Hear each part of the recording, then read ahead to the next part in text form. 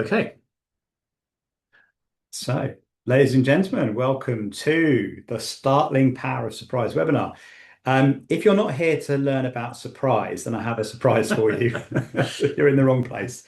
But I'm assuming that everyone here is here to hear more about the Startling Power of Surprise. We're going to give a few seconds just for everyone to get through the door and for the queue to clear.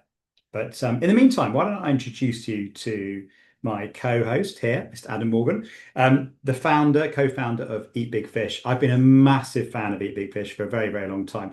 If you are in the business of a challenger brand, you really, really need to be working with Eat Big Fish, and you need to be reading their books, by the way. Start with Eating the Big Fish, then The Pirate Inside, then A Beautiful Constraint. So go do your homework if you haven't done already. Well, So, thank you. Thank you. um, And everybody knows John, right? You've all listened to the Uncensored CMO. You know who he is and what he does. Thank you, Adam. That's great. Well, how did we end up here? I mean, 2 years 2 years ago, Adam and I went to Cannes and basically told everyone how boring they were, which is not the usual move you make. But actually, Peter Field and Adam did some work about 3 years ago now, looking at the extraordinary cost of being dull, how dull advertising actually costs us. And I think since that presentation, Adam and I, we've had a thought that we can't get out of our heads, which is maybe surprise is the antidote. So that really was the idea that inspired this presentation at Cannes this year, and we're going to walk you through that now. So maybe Adam, why don't you take us away? Yeah, great. Okay, so let's start somewhere very different. Let's start in the British Museum. Let's start in the British Museum 3 years ago at an exhibition they had called Just the Silk Roads. And if I were to do a kind of free word association with you about kind of what you all knew, what we all know about the Silk Roads, the clue's in the name, right? So they were a route between China and Turkey. Most of us know that. And they were for silk carrying luxury goods between the two. And so as you walked into this exhibition in the British Museum, the very first object you saw was the thing on the screen. And the thing on the screen is not a piece of silk. It's not an obvious luxury good. It's a copper Buddha, about 9 inches high, that was made in what is now Pakistan in 500 AD and found in a community in an island off Sweden that flourished in 800 AD. And the curator of the exhibition said, I wanted the very first thing that they saw, that anybody saw in this exhibition, to be a surprise. Because I wanted to show that actually this thing is not a luxury good, it's an idea, a religious idea. And it was made in what is now Pakistan, found in what is now Sweden. Those things are not on the route that normally expects. I wanted the first thing they saw to open up their understanding and shape their expectations of what the Silk Roads was actually about. And one of the key things that we want to talk about with surprise is that actually it's not about a little narrative twist. And I think that most of us in marketing have made that mistake, which is it's a downstream thing that we leave to the art director about the ad. Shall we just have a surprise in this or not? And actually, it's a much more upstream, powerful strategic tool than we've given it credit for.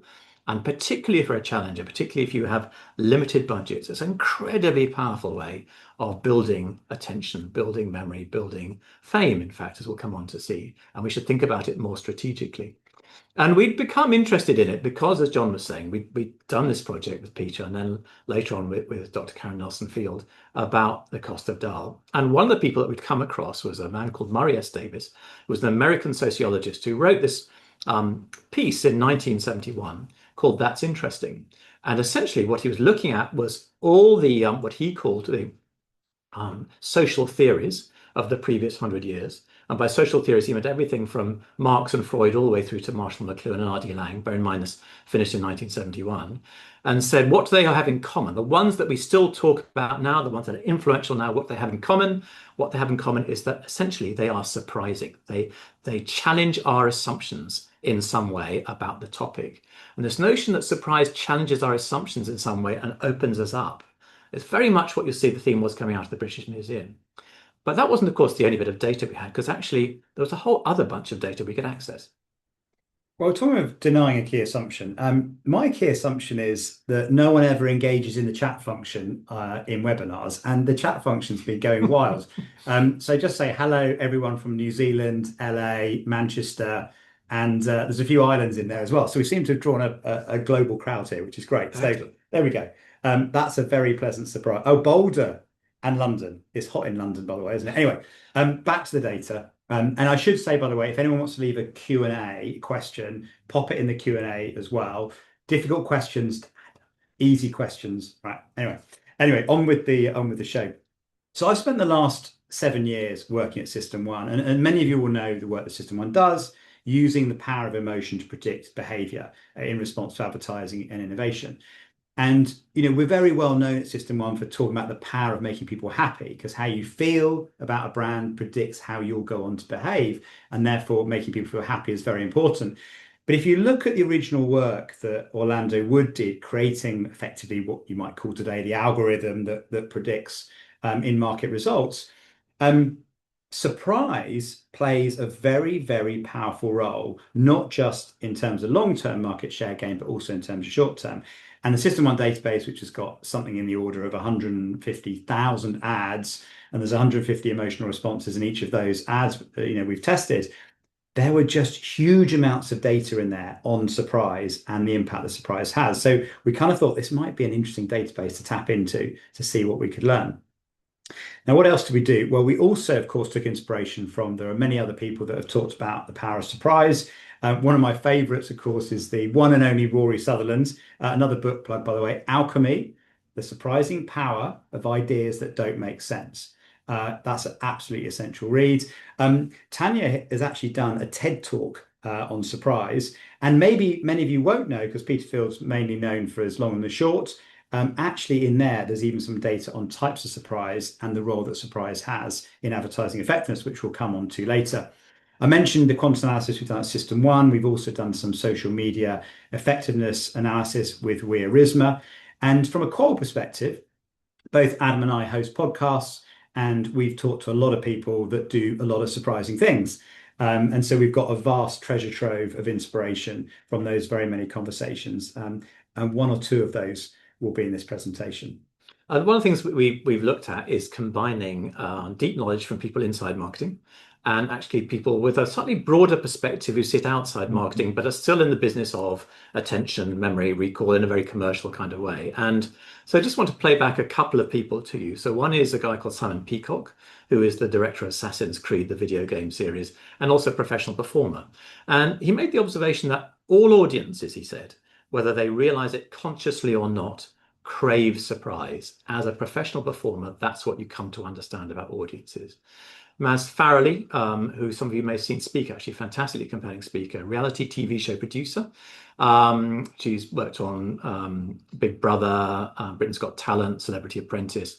She says, here's my trifecta. After all my years in producing great content, the secret of great content comes down to three things: make me laugh, make me cry, surprise me. Which, by the way, I think John Lewis Christmas ads at their best are exactly that trifecta, interestingly enough. The point is interesting here, isn't it? It's the third one, surprise me. How often do we think about that? So these are people who are in the business of commercial entertainment, who recognize how fundamental surprise is to that, as we would do with comedy, as we would do with magic, as we would do with all sorts of kinds of entertainment. And yet, within marketing, very few people make it as central as Maz and Simon just have done.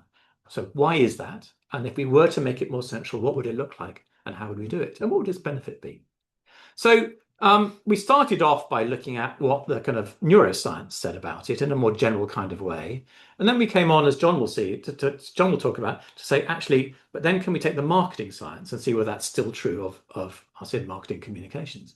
So what the neuroscientists will tell you is that science, the surprise lasts a very short amount of time, maybe 125th of a second. So it's very, very brief, but it has this very powerful effect. It can amplify emotions positively or negatively by up to 400%. So it's, a positive surprise it gives an emotional impact, as a negative one does, much greater than the thing in itself.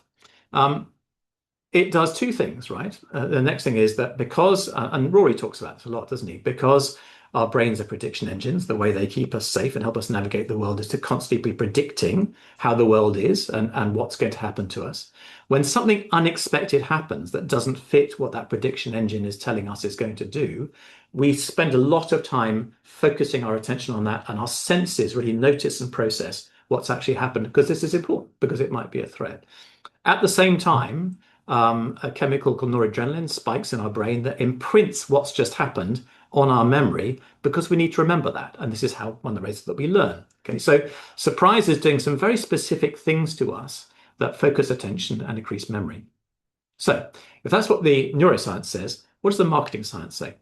All right, now we've got two killer charts coming up here. And what I love about this is it's two different studies on two different social platforms that both tell us the same thing when it comes to price. Let's start here. This is a piece of work that System One did with Lumen. This is Orlando Wood's work here.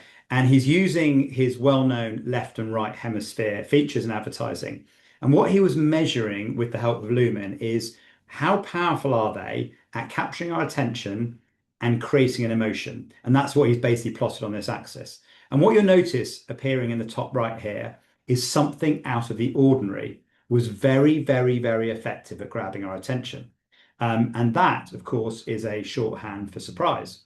But this doesn't just apply to YouTube. So if we go to the next chart, this is one that Andrew Tyndall did last year. And in fact, it appeared in a paper called the Creator Effectiveness Playbook here, where looking at, I think this is TikTok data, same kind of left and right brain features, but doing something else this time, looking at to what extent did the feature lodge in long-term memory? In other words, could people recall afterwards? Now, here's where it gets interesting. So not only are you seeing the ability of something out of the ordinary to create emotion and capture attention, but the size of the bubble represents its effect on brand memory lift. And that's where it's so powerful. So this is the proof that not only do you capture attention, not only do you drive emotion, but you also increase your chance dramatically of being remembered in the future, which is important because anyone who sat through the Byron and Ritson kind of head-to-head in Cannes, where they're talking about the 5 things they agree on, the first thing was mental availability.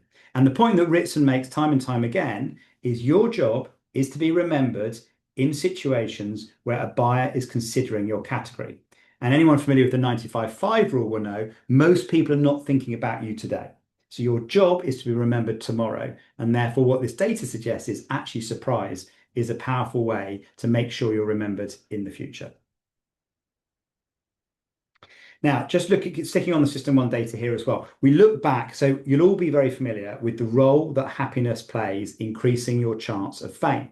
And what we've done here is we've divided the database into dull ads, ads that use negative emotion, ads that use happiness, and ads that use surprise.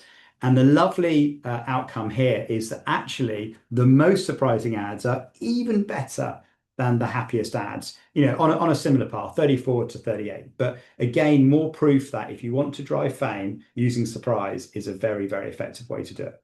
So we can see that surprise is a very powerful tool. And one of the things that's interesting for us here is that the algorithm-driven world is taking surprise more and more away from us, isn't it? I mean, famously, that our streaming service, whether it's Netflix or whether it's Spotify, the algorithm is identifying what we like and giving us more of what we already like, so reducing the amount of surprise in our lives. So on the one hand, we crave surprise as human beings. On the other hand, the algorithm is taking it away, and equally, it's a very underused tool in marketing. So there's got to be an enormous opportunity for us here if we can figure out how to take advantage of it.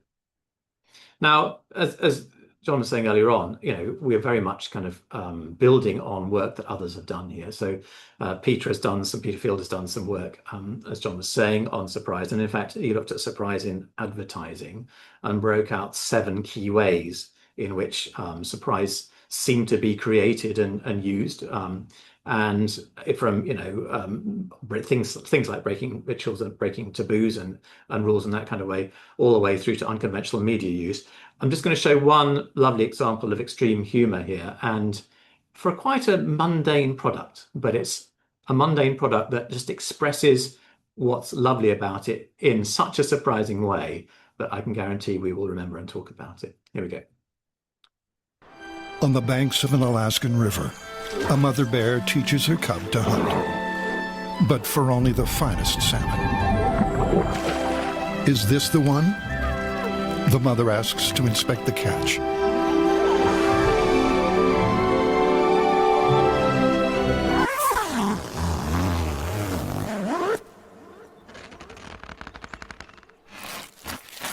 It's what John West rejects that makes John West the best. Brilliant. So it's just a kind of tuna, but actually very simple, story well told, very surprising twist.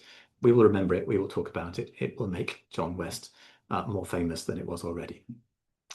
So we've seen that it's powerful. The question is, how do we start to think about using it in a useful and usable way? And so in talking about it with John, we started to break it down into there's two kinds of surprise, I think, is our kind of working view. And we're calling it the short O and the long O, or arguably the short O and the long O, because the short O is a surprise that is a narrative twist. It's narratively unexpected. It gives you a short-term kind of immediate, oh, that's interesting.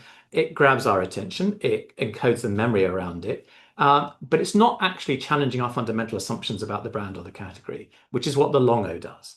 That is very much about that little kind of copper statue at the beginning of the Silk Roads Museum. It challenges our assumptions about what the possibilities of a brand or a category and our relationship with it, and stimulates longer term shifts in attitudes and relationships. So let's play out examples of these two so we can see in a bit more detail what they look like. And then we'll come on to talk about what it might actually mean in terms of how you apply it to your brand or your category. So the short O, as I was saying, is that narratively unexpected, where the benefit of surprise is that attention, that memorability that we were talking about earlier on.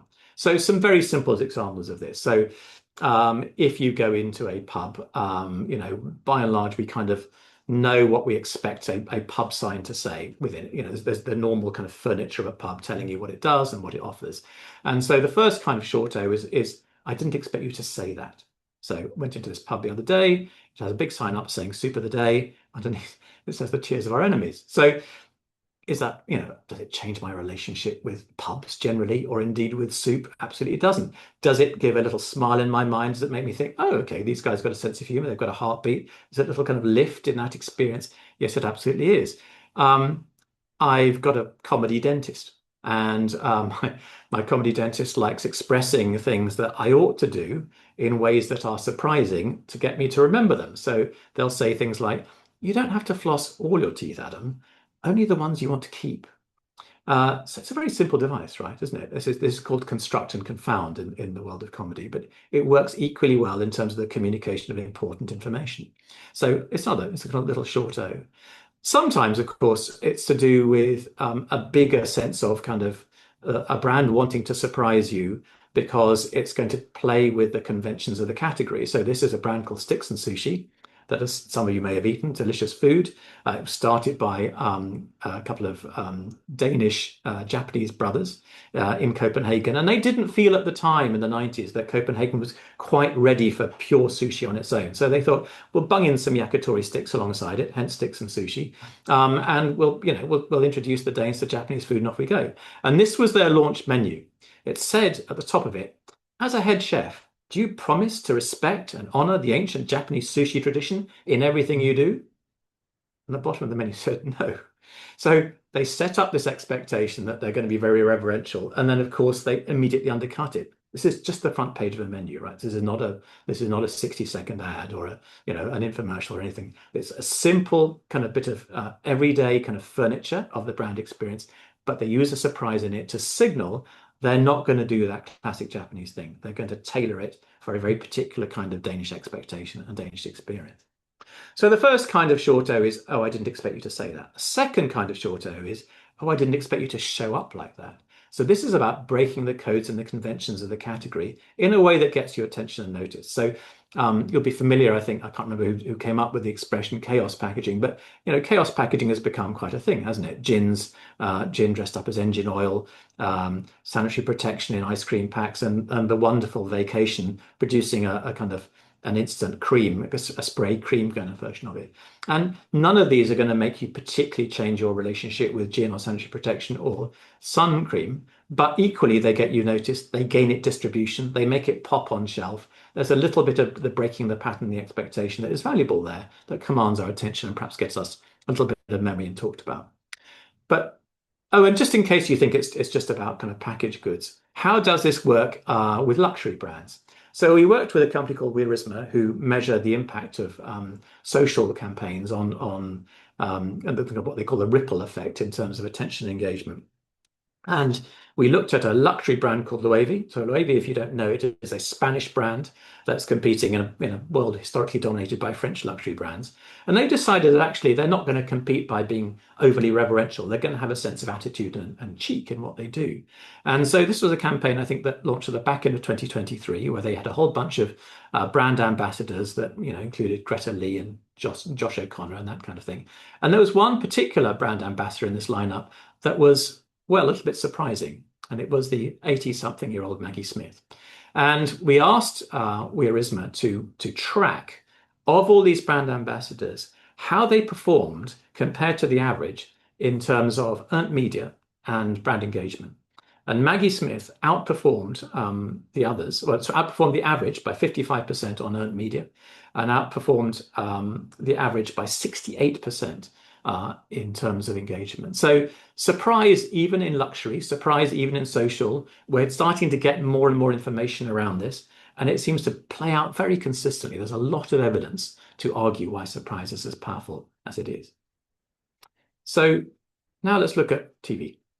Yeah, so can we surprise people even on the biggest stage of them all, which is the Super Bowl? And this case study, I think, is probably my favorite example of surprise from the 280 odd episodes of the podcast. Now, anyone listening in from the US will be familiar with Tubi, the streaming platform. Anyone outside the US probably won't. But Tubi is a challenger to the streaming giants. They're taking on Netflix, Amazon Prime, and they're doing it with a much, much smaller budget. Now, their problem is, how do you get somebody to rethink their habits when it comes to selecting their streaming?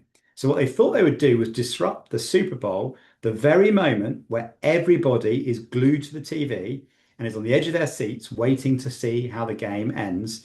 They decided to do something very surprising in that precise moment. So let me play this and you'll see. Welcome back to Super Bowl 57. So far, Greg, the game going like you expected? Yeah, and so far, these teams, they've really... Get up, everybody, get up! With 5 minutes left in the Super Bowl. Yo, who got the remote? Game tied at 35-35. America on the edge of their seats. Tubi made the entire country think they had changed the channel. How many people just thought they were sitting on their remote? I know all of y'all was looking for the remote just now during the commercial break. Don't lie. Who the fuck is fucking with the Super Bowl? See, Tubi didn't have the same name recognition as other streaming platforms advertising during the Super Bowl. We needed to get everyone talking about us. The app they didn't even know they had on their TVs. Oh, hey! Why would they even do a commercial like this? Hey, get off the remote! Now, I think that's a really brilliant example of Greg Hahn, who's the founder of Mischief, the creative agency that came up with this idea, has this amazing phrase called, "You don't have the budget to be boring." As Adam and I revealed when we did The Extraordinary Cost of Dial, you can pay your way or you can choose to be interesting. And I think it's a great way of where Tubi have used surprise to cut through and be talked about in the most competitive, biggest stage on the planet. So the shorto was, I didn't expect you to say that. I didn't expect you to sharp like that. Let's talk a little bit about the long O. Let's talk about that challenge of expectations, where surprise opens us up to thinking about our relationship with a brand and or the category in a new way. What does that actually look like? Well,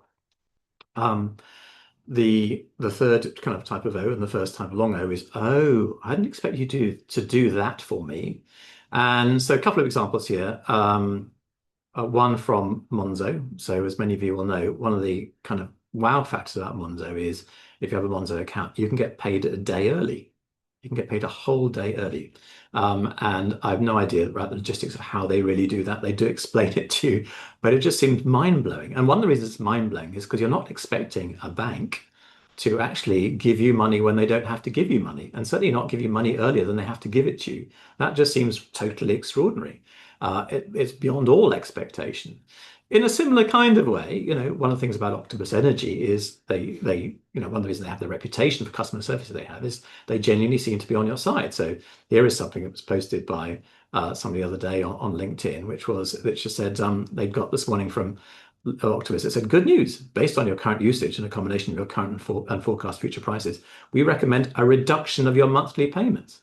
Now, I don't know how many of us have ever had a recommendation of that from a customer service company that didn't have to and normally they want to hang on to your money for as long as they can. So in both of these cases, They are doing something for me that I just wasn't expecting anyone to do for me. And as a result, here I am talking about it. And it decreases their fame, as John was saying earlier on.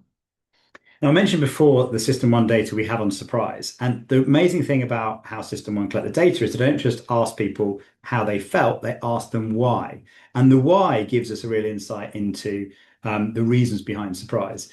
Now, there's a lovely, if anyone's listened to the episode with Will Godara, who wrote Unreasonable Hospitality, he talks about the surprising power of giving people more than they expect, which I think is a key to this. Now, I love the fact Adam mentioned Monzo because I have recently, well, about a year ago, become a Monzo customer. Before that, I used to bank with a bank called Tide. And unfortunately for me, when I was on holiday, Tide decided to freeze my entire bank account so that I couldn't pay anybody or be paid because I hadn't filled in, I think, the 15th request for personal information as they were doing a fraud investigation into me. And I've no idea why they were investigating me before, by the way. It came back clean, in case you're worried about it.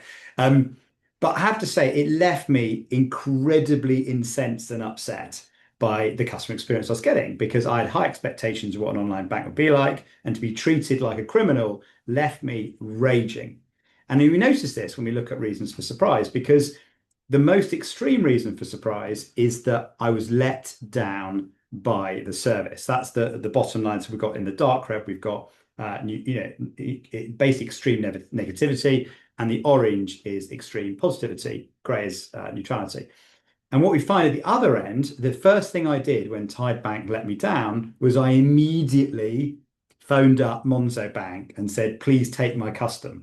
And I have been nothing but impressed with Monzo ever since, because what Monzo do is they deliver more than you expect. You get 30 seconds, for example, to change your mind when you're paying someone. If you realize you put the wrong amount in, an extra 2 zeros, it's okay because you can undo a transaction in the first 30 seconds. But I'm continually pleasantly surprised. But what the data in System 1 shows us is basically giving people more than they expect is the secret to creating good surprise. Equally, if you don't deliver on the promise, the danger is you'll have the reverse effect.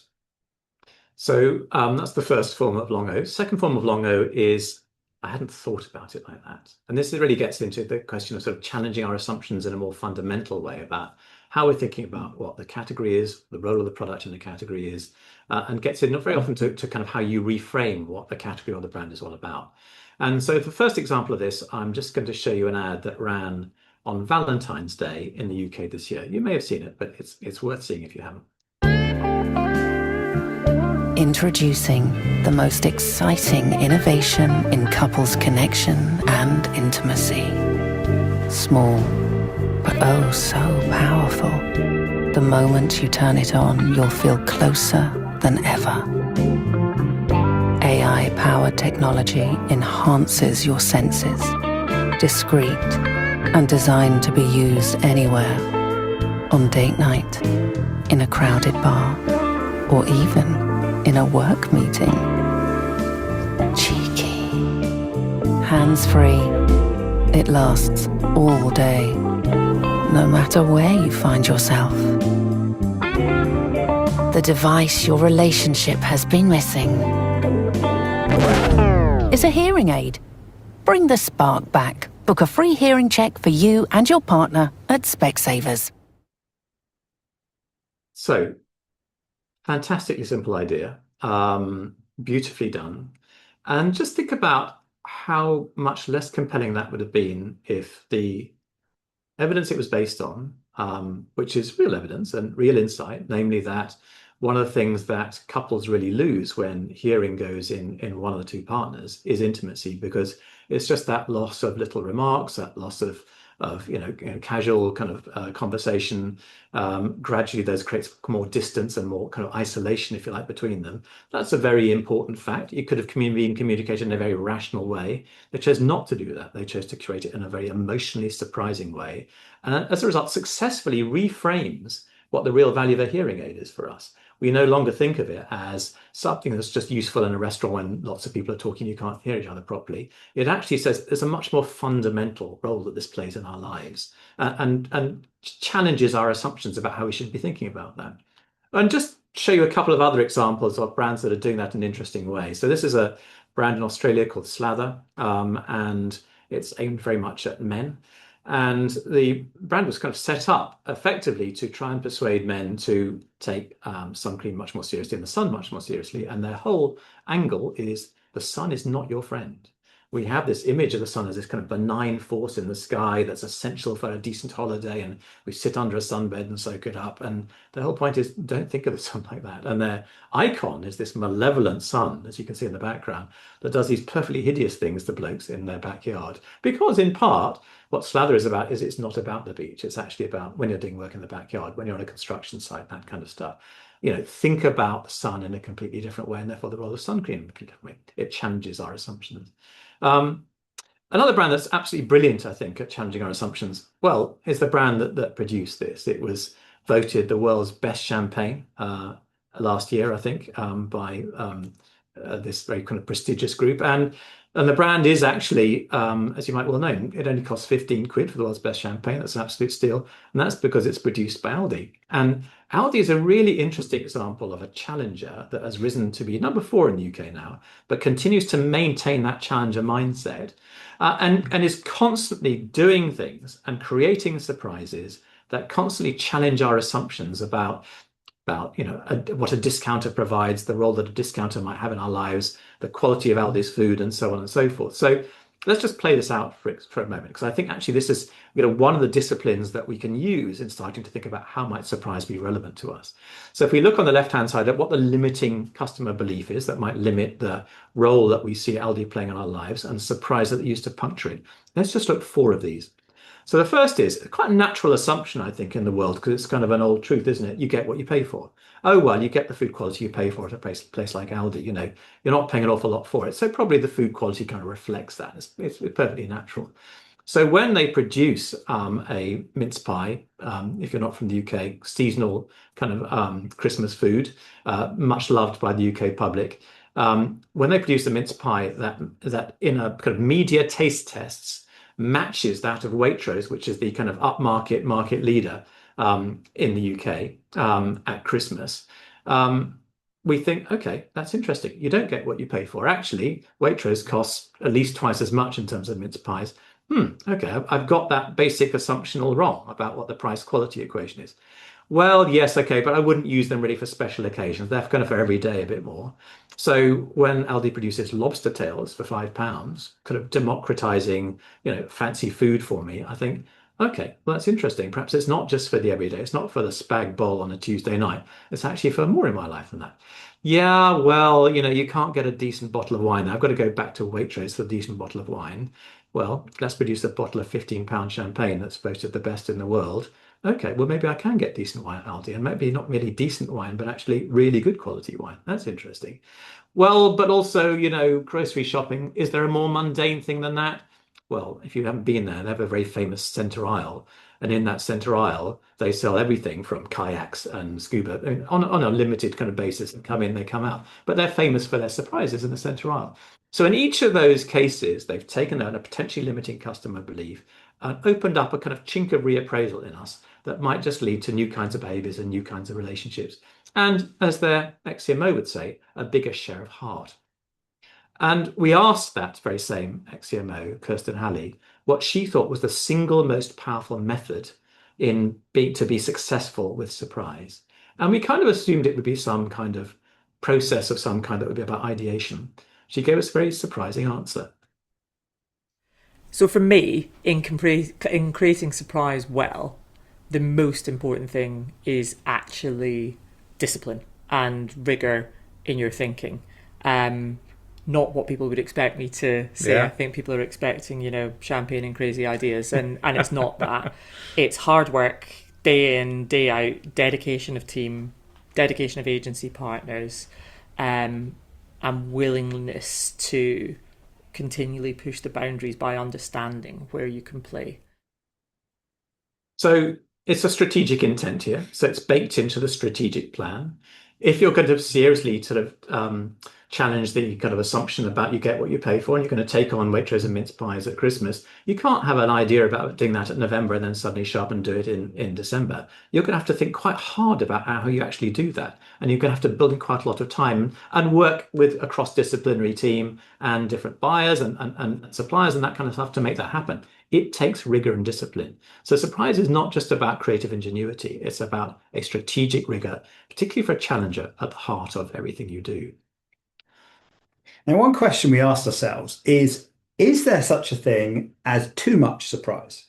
Because at the end of the day, you could be shocking, you could throw people, but if that's not leading to happiness and leading to a good outcome, then is it all wasted? Well, there's a lovely principle here called the Meyer principle, which you might have come across in terms of technology, which stands for most advanced yet acceptable. And many brilliant business ideas have failed because they happened to be the most advanced, but they weren't acceptable. In other words, they were too surprising. Now, let me ask you how many people on this webinar are currently wearing or have got a pair of Google glasses? I would imagine that the answer to that is not very many. But what Ray-Ban, or sort of what Meta realized is, and in fact, interestingly, the same brand manager came from Google Glass to work on Meta because I interviewed him on the podcast. He told me that basically they fell foul of most advanced yet acceptable principle, that by embedding the technology in Ray-Bans, they were able to bring the familiar. So both surprising, oh, I can take a photo of these glasses, I can listen to music, but it's important that it's doing something in a context of something I'm familiar with, which in this case is wearing a pair of Wayfarers. Now, there's some good data behind this. So again, going back to our friends at System One, not only are they well known for advertising, they've got a long history, in fact, more of a history of innovation testing and predicting the effectiveness in market of new product launches. Now here we find the Meyer principle at work. So 1 to 5 star system as for advertising, 5 star being exceptional with a high chance of success, 1 star basically meaning the product doesn't last long in market. What we find is if the concept is too surprising and doesn't generate the required familiarity and happiness, it fails. On the far right-hand side, the perfect blend was around 80-20. So in this case, 5 star average about 78% happiness and 22% surprise. So the lesson here for innovation is, if you're launching something fairly ordinary, you need to build in surprise. If you're launching something very surprising, you need to build in familiarity. So for example, when Uber decided to launch an app where suddenly you're getting into a stranger's car, what do? They tell you the driver's name. They show you on a map where the driver is. They tell you the last few hundred reviews the driver got. And they tell you how many minutes the driver's away. So what they were doing was to get a big behavior change. They were focusing in on familiarity and making it less of a big jump. So again, when it comes to surprise, it's got a powerful role, but it's in service of happiness and making the customer content. So I thought this was quite interesting. Now, we did also do the equivalent analysis on the System One database of advertising, and we actually find that the most effective ads also get to this ratio of about 80-20 surprise versus happiness. So let's start to pull together, I suppose, the shifts that we are proposing and how we think about and use surprise. So the first shift really is this thing about let's not think of it as kind of an empty flourish downstream at the creative discretion and about a eureka moment and a one-off idea. Let's think of it, particularly as if we're a challenger, about how we get more bang for our buck. How do we really drive attention, memory, and fame, building it strategically into our plan, and think about what's the rigor and discipline we're going to need to attach to that to produce this kind of drumbeat of surprises as we go, whether they are short O's or long O's, depending on what our strategic requirement is out of the experience or getting people to rethink the category. As we look at kind of how to leverage the different types of surprise, we've broken down the short O and long O here, and you can see there are different techniques involved, which are not rocket science, but just interesting for us to think about and start playing with. So the construct and then confound is very much about that, the sort of the linguistic kind of narrative, that sort of playfulness, breaking the category codes and conventions, and perhaps respecting some of that 80-20 that John was talking about as we do that, as we go. How do we exceed expectations? But then the thing about challenging assumptions, recontextualizing, juxtaposition, for instance, is very powerful in terms of I hadn't thought about it like that. So when you think about, I think Meryl Streep, was it late last year, talking about, the the plight of kind of Afghan women kind of being repressed by the Taliban, when she talked about Afghan women have less rights than a squirrel, that's an example of juxtaposition. And that juxtaposition, because it's surprising, makes a more attention-worthy, memorable, replayable, newsworthy journalistic moment than simply any kind of rant, however well-meaning that might have been, about, you know, an awful thing that's happening elsewhere in the world. So juxtaposition can be very powerful for us here as well.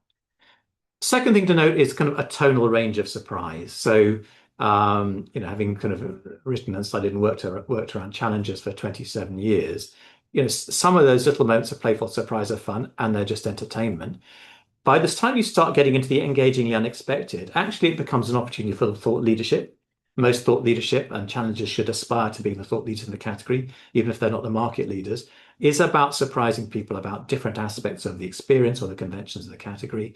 And then at the other end is going to be surprises that actually shock us out of our complacencies. And there's a whole separate conversation about shock that perhaps we can get into in the Q&A if people are interested in. And it clearly has a role, but it's not going to be for everyone. But we should acknowledge that it's there and a weapon in our toolbox if we need it to be. And I should just say that, you know, as John was saying, you know, clearly we are kind of speakers and podcasters and that kind of thing, but we also want to create practical tools and offer up practical tools that we can help clients kind of work with and apply to. So just to say, we have developed a bunch of tools to apply this to brand experience, building from the initial kind of anti-dull dial that we used with the cost of dull, that we are starting to work with clients and help them apply it in a more disciplined and rigorous way to their business challenges. And let's finish with a reflection from John on that important topic of blackcurrant juice. Very important topic. It very close to my heart, actually, because 10 years ago, I used to be the marketing director on Ribena. And Ribena is the most famous blackcurrant juice in the UK. Anyone who doesn't come from the UK won't have a clue what I'm talking about, by the way, because 68% of the world's consumption of blackcurrants happens in the UK. It's a very, very British thing. Anyway, it's basically a juice drink. It's very rich berry drink, good source of vitamin C. But anyway, Ribena was owned by Suntory. Now, why is that important? Because there's a neuroscientist, a guy called Wolfram Schultz, and he was actually in Japan looking at a vending machine. And he was trying to, if he pops the next slide, if we can. So he was looking at a vending machine, and having been to Japan a few times as well with Suntory, this will be an experience anybody that goes to Japan will realize everything's obviously in Japanese. There's no English, and there's no instructions to use the vending machines. Now, every street has a vending machine, and you can pretty much get anything you want. And Wolfram was sat there looking at the vending machine, and he spotted the blackcurrant juice. And he really wanted to get the blackcurrant juice, but he had to guess, what is the code? How am I going to put the right money in to get blackcurrant juice? And what he realized is that his dopamine hit, the excitement he got as he was trying to choose the blackcurrant juice, wasn't necessarily when it finally came out. It was the anticipation of whether or not he'd got it right. And it led him, because he was studying the traditional wisdom up to that point, up to 10 years ago, was that dopamine kicks in the brain on the delivery of the experience. But he thought to himself, actually, I'm getting the excitement here in anticipation of whether the blackcurrant juice is going to come out. So he did some research using monkeys and juice. And basically the research that he conducted was he would go and deliver juice to the monkey would get very excited, and they would measure the dopamine responses. So the light goes on, the juice gets delivered, the monkey enjoys the juice, the dopamine hit goes up. But what they noticed is, over time, the dopamine started kicking in when the light turned on. So in other words, what the monkey realized is that the anticipation of the juice arriving gave the monkey the hit. Now, when they delivered the juice, actually the dopamine remained the same. When they didn't deliver the juice, the dopamine reduces. So what we see here, and what Wolfram explains in his research, is that basically our brains, as Rory Sutherland talks about, are prediction engines. And that basically the error to our prediction compared to reality is where the dopamine happens. So actually, if our brains are prediction machines, we as marketers need to manage carefully the anticipation we create through our advertising and the reality we deliver through the product. And so reward prediction error is basically what drives the surprise that we've seen in these case studies. So as anyone who was in Cannes will realize, the gag Adam and I played is that Reward prediction error might just be the most powerful drug in can and the antidote to dull advertising. And we've got a little example here.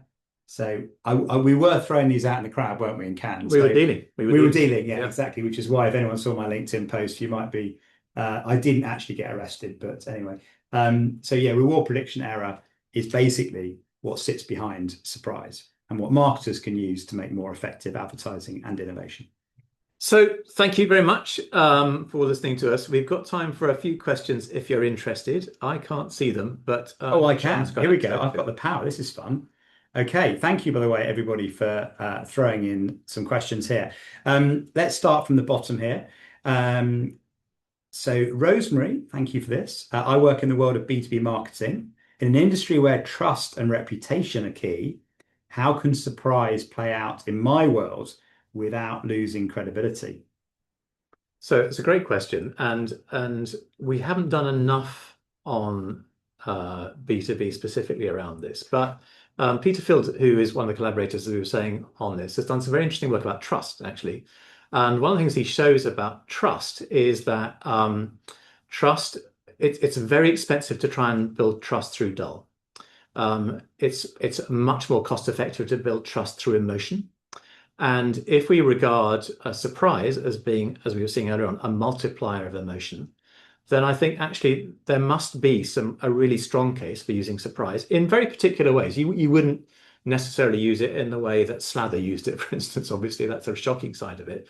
But if surprise is a multiplier of emotion, and emotion is key to building trust in an effective way, there's got to be an opportunity. And Rosemary, if you've seen any examples of this that you can point us in the direction of, we'd love to see them and hear them, because we're at the front end of this, and this is a continually evolving study, right? The way we talk about surprise in 6 months' time will be built on a whole bunch of additional evidence. But I'll give you an example. So, for instance, somebody sent us a paper last week which was looking at the role of surprise in science.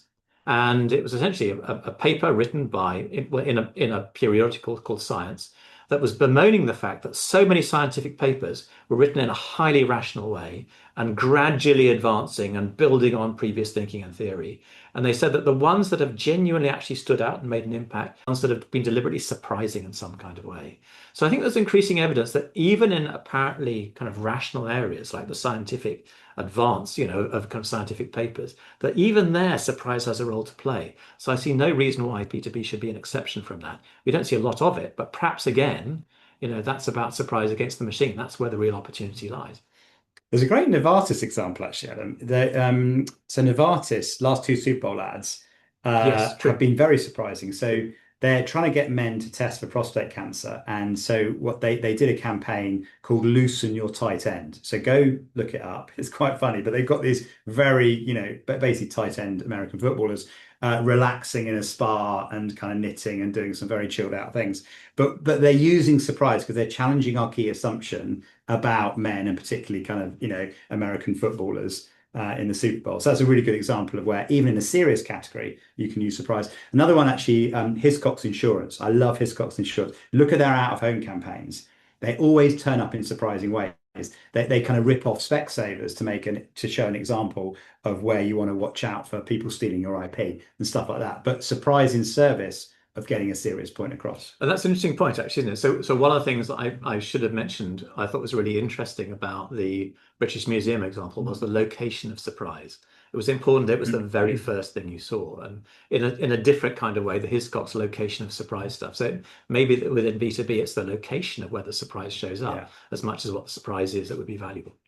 So Daryl's got to set you up nicely, Adam, with this question. What 3 books would you recommend reading before the end of the year? Daryl has already read Alchemy, so that's off the table. I'll do one and you can do 2. So I would say Unreasonable Hospitality by Will Guidara is the best marketing book I've ever read by somebody who's not a marketer. He's a restaurateur, but the lessons in there on marketing are phenomenal.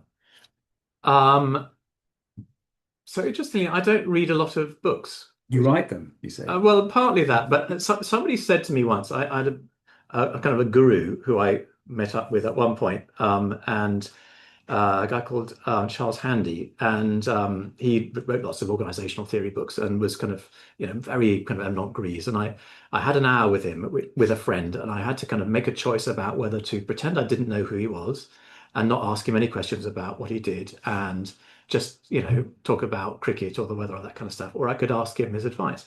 And I said, look, you're way ahead of, me and indeed most people in this, but tell me a little bit about your advice about writing books or indeed working on thinking. And he said, my three bits of advice are, the first is write the same book over and over again, but change it 25% each time, because actually people only read every third book. So, it'll be different enough when they read the third one. But the second bit of advice, he said, was never read anybody else's stuff. It drives you mad. Because you read other people's stuff, you think, well, I can't talk about that now because they've already talked about that. So I tend not to actually to read other business books. I listen to podcasts and I do that. I love the kind of the raw material and that kind of thing.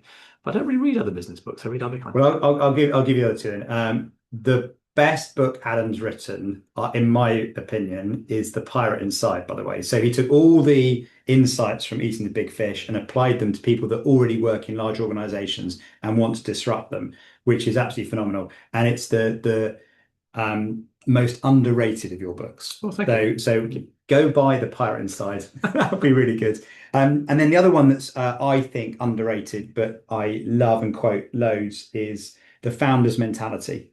And The Founder's Mentality looks at how founder-led companies compare to management-led companies, and it's absolutely unbelievable. And the principles in there are so amazing. So go read those two books.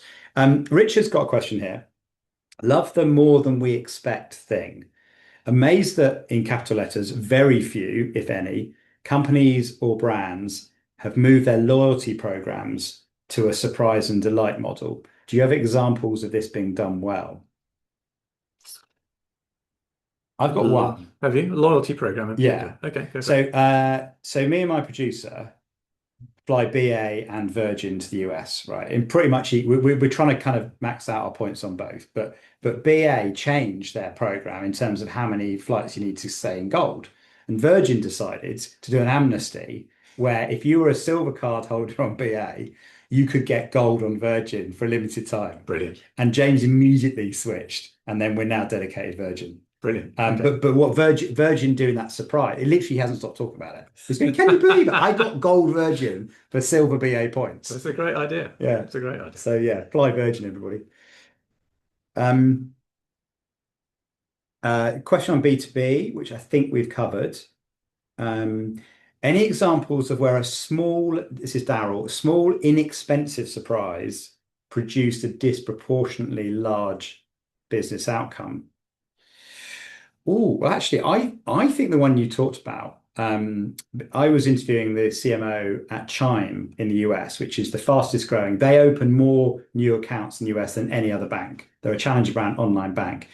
They in fact, I think they came up with the pay a day early, and they would say it's surprisingly cheap for them to do that. But the surprise factor and the amount of people that opened an account for the first time just on that one thing, he said it's the single most effective bit of marketing they've ever done, and it didn't cost them much. That's interesting. So mine is a much lesser example than that, but I was really struck by it. So I was going off to a kind of client meeting around St. Paul's in the centre of London a couple of years ago, and it was kind of raining slightly and I needed something to eat because I knew they wouldn't give me lunch. So I was wandering around in an unknown area and I came across this falafel shop with a long queue out of the door. It's called Pilpel. And I thought, this is interesting. A long queue out the door is always very encouraging, particularly in the light drizzle of a British summer. Those were the days, right? Those were the days. We got rain in the summer. And so I went in and I queued and I went up to the front and I ordered my falafel, and the falafel fluffer fluffed my falafel, and I was waiting for that to go. And then a gong goes off, more or less next to me. Dong! And all the falafel fluffers stood up and cheered and then sat down and went on again. No explanation at all. So I got my falafel and I went up and paid at the desk, and I said, just out of curiosity, what's that whole, gong ringing cheering thing? And they said, oh, well, we've got a loyalty card. Here's a loyalty card. And if you buy 10 of our falafels, when you get to the 10th, we ring a gong and everybody cheers. Would you like one of our falafel cards? Now, I knew I wasn't going to go back there. Again, I quite like falafel, but I'm not obsessed with that. I'm very rarely at St. Paul's. But of course I said yes, because who doesn't love to be gonged?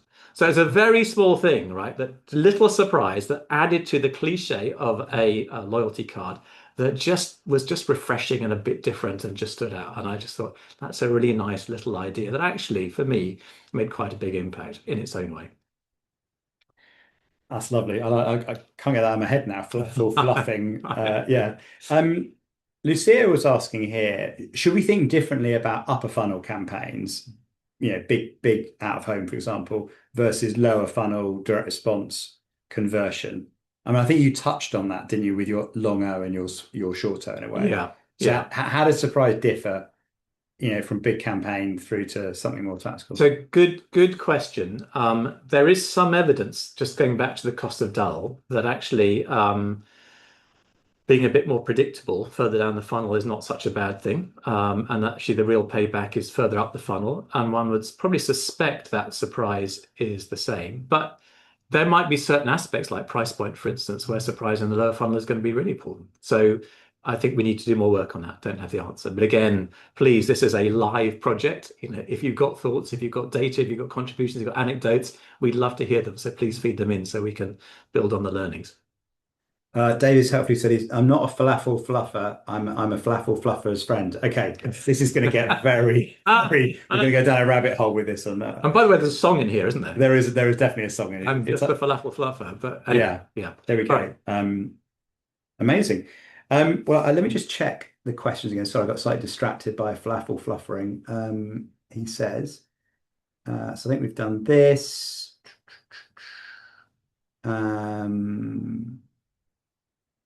So Troy asked here, some of the ad examples had a surprising reveal at the end. Yeah. This is a good question on balancing brand fluency with surprise, because obviously surprise is designed to be surprising, but does that come at the cost of making sure people understand which brand it is? I suppose the Specsavers example, you could argue, the only reason it works is you don't know it's Specsavers. Yes. So is there a danger that we lose some fluency effectively by using surprise in that way? Well, your data would suggest that it can't be memorable unless they do understand what it is, right? Otherwise, it wouldn't score well on memorability. So I'm sure there are some surprises that are so outlandish and so unconnected, I suppose, with the brand that is a danger. But and perhaps we're kind of loading the deck a bit by just showing effective ones. But it's not intrinsically the case, as we've seen, I think. Oh, Andrew's missed the title of the book recommendation. So I think we had The Pirate Inside by Adam Morgan over here. Unreasonable Hospitality by Will Guidara. And what was the third one? That was one of yours. Sorry, The Founder's Mentality. Chris Zook and someone else. Basically by two ex-Bain guys. But yeah, look up The Founder's Mentality. It's really, really good. And actually, if you haven't read it, I'd recommend an article, and it's quite a famous article now, and it should be because it's a very important one. It's called The Age of Average by Alex Murrell. Alex Murrell is a strategy director at a consultancy and has written this wonderful summary and synthesis of the blandness and averageness of the world that we're in, both inside and outside marketing. That's just a fantastic overview and a kind of call to action, really, for all of us. It's well worth a read if you haven't read it already. Maybe to round off, so Chris just asked a final question here. Is there any consideration for brand and category fit when it comes to surprise? For example, did the short O versus long O work better in financial services, or do both work in different scenarios? I mean, I think there's definitely a context here. So, I mean, one thing the system on database gives us is there's a massive variance in how emotional different categories are, right? So vaccines would be the most dull category, the most highly regulated and the most non-surprising. So hence why Novartis doing something interesting in healthcare is so surprising, because you don't expect it. This is back to Murray S. Davis's challenging our key assumptions. So surprise is relative to what we anticipate to happen. Equally, if you're in a high interest category where if you're in insurance where everyone's doing surprising things, being surprising might just be the benchmark. So I think in the honest answer to that, yes, the category reference point becomes very important, which is why you need to kind of benchmark what you do versus everybody else. And I think that's us in terms of time, isn't it? I think it is. Yeah, brilliant. Well, listen, thank you. And again, as John was saying, thank you for the engagement. I can't read them all, but the fact we got over 99 comments in the chat is extraordinary. And Jamie, who's been support. So big, first of all, shout out to Jamie. Thank you for supporting us on all of this, Jamie, and making it all work. I hope you can scrape all those so we can read them afterwards. And again, as I say, an appeal for data. If you've got data, if you've got examples, we'd love to hear them and love to see them. Examples against as well as for, right? So to prove us wrong as well as prove us right. All right. Thanks very much for coming along, and see you further down the road. Okay. Thank you, everyone. Bye.